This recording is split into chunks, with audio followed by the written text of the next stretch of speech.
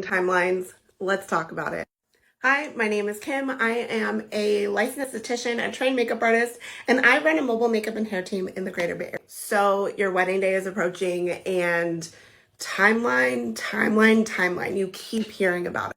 Whether or not you have a coordinator or if you have a beauty team who makes a timeline for you, let's talk. So I do my timelines in a very particular way, and I want to show it to you.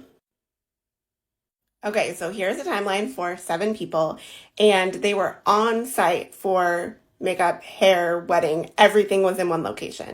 So if you have to travel, make sure you accommodate time for getting all your stuff together, getting down to the car, whatever you're traveling in, moving, then unpacking, unloading, all of that.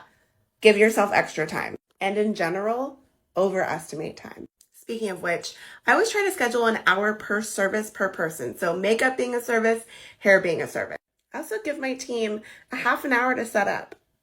Do I always take a half hour? No, but then we get to start early because everyone has to be available at least 30 minutes before their assigned appointment.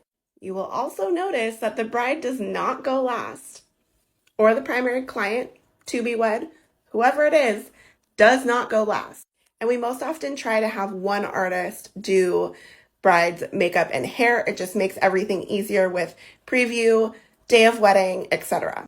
I also schedule a half hour for touch-ups, which includes lips. So you're not worried about eating, drinking, anything like that. And the first person who goes the very earliest time of the day also feels and looks as fresh as the very last person. Now, some other things we do for our clients is communicate with any other vendors, coordinator, photographer, videographer, literally anyone, to make sure that it runs smoothly for them as well, because I don't want to be encroaching in somebody else's timeline because that will screw everything up. We also don't charge extra for additional artists. So if you have more people, if you have 2 groups of people in different locations, if you want to sleep in, let's talk.